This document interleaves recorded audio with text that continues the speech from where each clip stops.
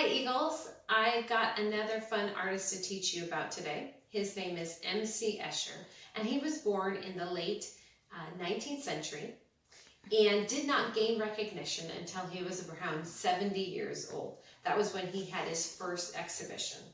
And up until that point, he had made about 400 engravings and lithographs and wood carvings.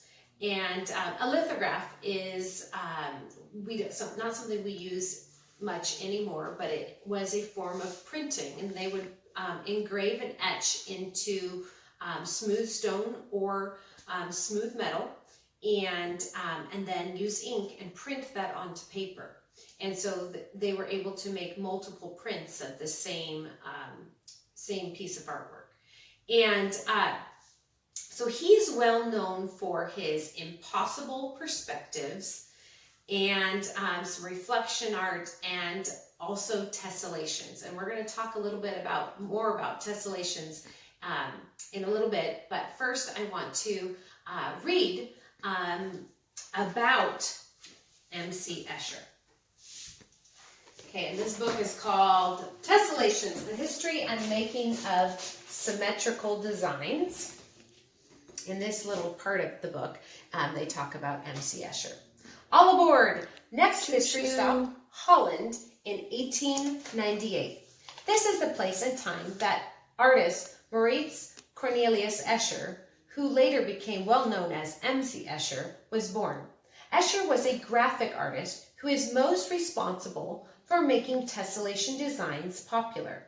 Graphic artists are artists who create art through drawing, painting, printmaking, or other media. During his career, Escher created many unusual artworks. He was especially interested in the way that his drawings could trick the viewer into seeing a flat picture as something three-dimensional. The artwork for which Escher became famous, however, is tessellations. So I'm going to take a break and I'm going to show you guys some of those impossible drawings, or where he turned things, flat objects, into three-dimensional. Let's see. So here's one of, this one's called Drawing Hands, and you can see that it's a drawing that kind of almost comes alive, pops out of the paper, pops off of the canvas, and then starts drawing another hand, and then that hand is drawing the other hand. So very interesting. And then I've got another one here. The same kind of concept where it's 2D turning into 3D. So this one's a lot more detailed. You can see one of his, this is an example of one of his tessellation drawings of lizards. And you can see that lizard is coming out of the paper and creeping across, going across this book and up and then back down, and then it goes back into the two-dimensional drawing there. And keep in mind, this whole thing is one of MC Escher's work. And this one is called Reptiles. Okay, and this one was done in 1943, I believe. Okay, and these two examples are examples of his impossible perspectives. So this one is a really famous one. It's called Waterfall. And if you sit and stare at it, you can see that the water just keeps going back and just keeps going back and around, which is an impossible thing for water to do. But you're staring at it thinking, well, that looks normal, but it's not. So it's kind of interesting. And then we've got this one right here. It's called Ascending and Descending. And if you look at these stairs right here, you can see that these guys are going up. And these guys are going down, but it's a very confusing stairwell, okay? But it looks, from first glance, normal. Okay? Yeah. Very interesting. Okay, and after a visit to Alhambra in 1920, which is a palace in Spain, Escher became captivated by the designs he saw there. He made many sketches while at Alhambra. When he returned to his home, Escher began to make his own tessellated designs of fish, birds, and other objects. Because he understood the mathematical ideas involved with making different kinds of tessellations, Escher's artwork is often very complex. I'm going to show you some of his tessellations. Okay, here's one of fish. You can see kind of a koi shape. These ones are kind of interesting because they start out large and then get medium and very, very tiny. And I should talk to you about the definition of a tessellation. Actually, go ahead and zoom into this one so you can see that real quick. That one there. And zoom in. Oops. These ones here. Okay, lizards, more fish.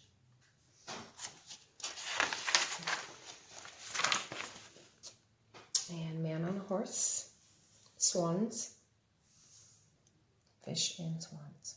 Okay, so the definition of a tessellation is a shape that fits together perfectly with no overlapping and no gaps. And he really took that and excelled with it. I mean, he has many tessellation drawings and art pieces. And later in his work, he uses that and kind of morphs it and goes from one shape and transitions into the next, and it goes on and on. Very interesting. He is said to, this is a quote that he said, and about tessellations, it remains an extremely absorbing activity, a real mania to which I have become addicted, and from which I sometimes find it hard to tear myself away. So he became obsessed with these tessellations and just produced them over and over again, and just spent tons and tons of time doing them. Escher died in 1972, but he had a profound impact on the art world. He is often put in the category of what they call thinking artists, along with Leonardo da Vinci's. Okay, so today we are going to learn how to make our own tessellation, so that should be a lot of fun. You are going to need some thin cardboard. What I like to use for that is an old cereal box. And you're going to need a pair of scissors, ruler, pencil, some tape. It could be the clear regular tape, Scotch tape, or masking tape. It's up to you, whatever you've got at home. And then I think the best medium to use for this project would be colored pencils. Crayons would be great also. I want you to shy away from markers because I'd like you to try and do a little bit of shading, some transition of values when coloring your tessellation. Okay, so first thing you're going to do is you're going to take this cardboard and you are going to cut out a 3" by 3" square.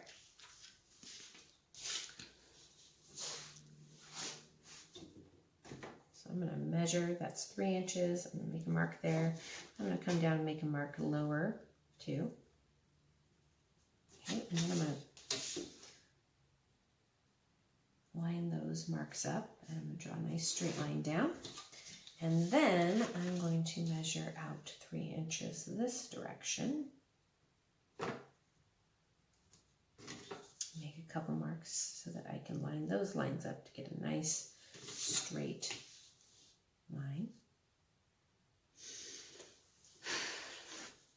Okay, we'll take our scissors, we're going to cut out that square. So this is the start of our tessellation piece. It will be kind of like a puzzle piece.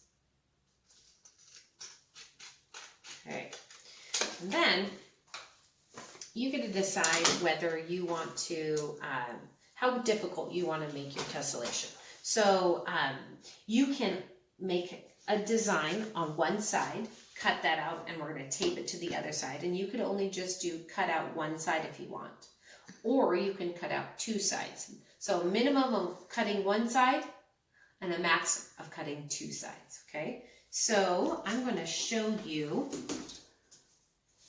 I'm just going to do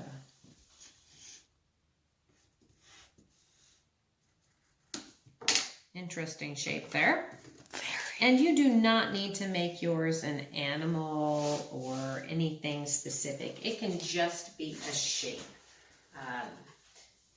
MC Escher's were very detailed, very interesting, and oftentimes animal. The koi or the swans or the lizards. But we can just do ours as shape and that's fine. Because we're learning how to make a tessellation. Okay, so I'm going to cut that out, and then I'm going to tape this piece right on. So it came off of here, and we're going to take that piece and we're going to tape it to the adjacent side, the opposite side. So we're going to take a little piece of masking tape.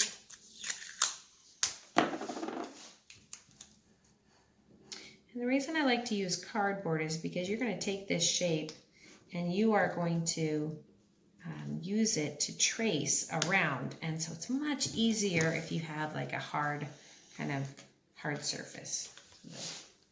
Push that down. I'm going to even tape the other side just to make sure that it's nice and secure.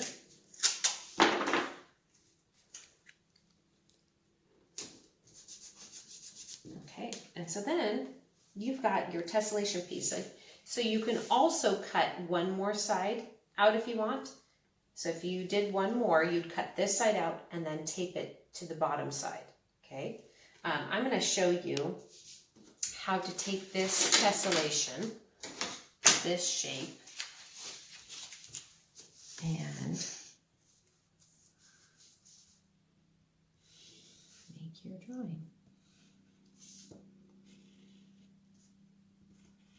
Carefully go around your shape. Oops.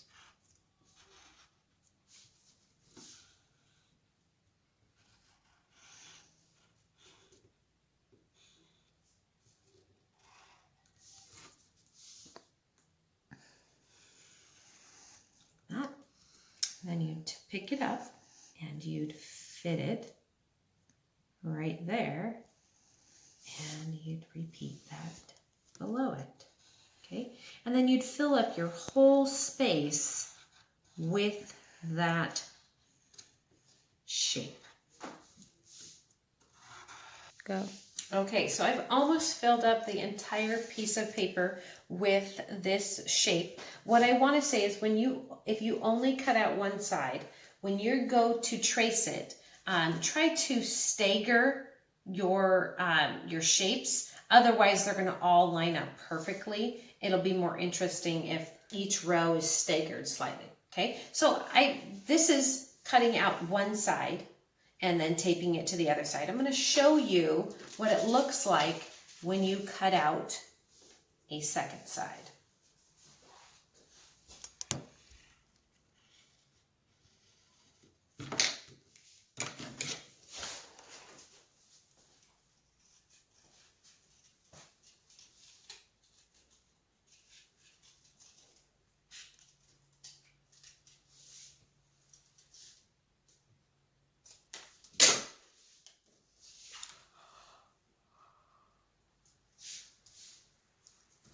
So I'm going to cut that out and I'm going to tape it to the other side. And the way the shape works, I can either do it right there or I can slide it down. And I'm going to choose to have it slide down and meet up with that bottom edge. Okay, so now I've got, I'll show you from this side, two sides cut out, and then those pieces attached to the opposite sides. Okay, so now I'm going to just show you a couple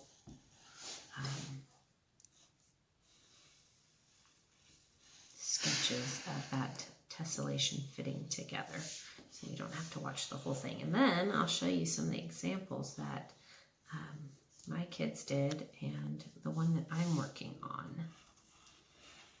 So you can kind of see some other examples.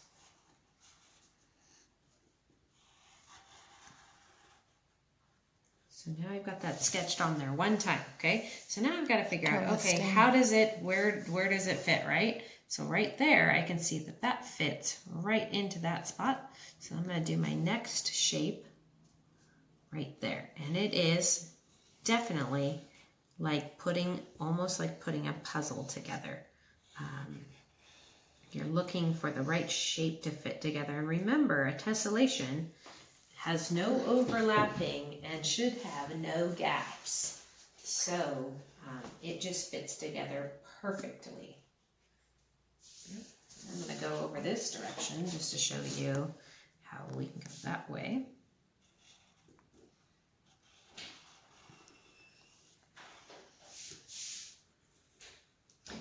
I hope you can see how it is fitting together, and then you would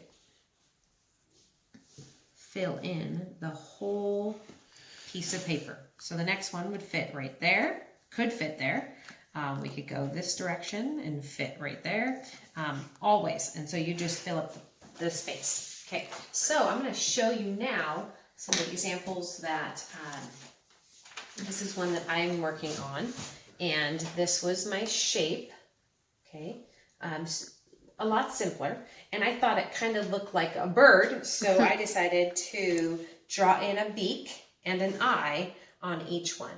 And when you go to color it, I want you to make sure that you're using, at minimum, 2 different colors, and then alternating those when coloring in your shapes. You can do every single one a different color if you wanted to, but at minimum 2 colors, okay? And you can see, you know, it's kind of fun to do a little bit of shading, so variation in how heavy you're putting in the color, and then doing light in the center. That's an idea. And let's see. This is the one that my son did. This is his shape. He chose to only cut out one side and tape it to the other side, and then he copied that shape and colored each of his shapes. And he chose, what, 4 different colors to do? And let's see. This one, my daughter Ashlyn is working on, and when she started tracing it, she thought it looked like a bear. So she's chosen to do browns, and I think she will probably be drawing in an eye when she's finished. But this is her shape, and she cut out 2 sides. So you can see the piece here was cut out and put up here, and then this piece was cut out and put on this side. Okay, and then my other daughter, Autry, who's helping me to tape all these. This is her shape that she cut out, and this is the one that she is working on. So just a fun shape. She didn't think looked like anything, which is fine. It doesn't need to. And she repeated those shapes all over, and then she's choosing 4 different colors to color each of her shapes. Okay, so I hope that you have fun with this. This week is a short week because of Memorial Day, and I hope you guys had a fun weekend with your family celebrating Memorial Day. I hope that you can work on this tessellation project and learn a little bit about MC Escher. So after you've completed these, definitely take a picture of them. Send those images to me so I can see how you guys are doing, and I love to see your smiling faces also. So you can send those to me at jcarey@eagles.edu. Okay, bye.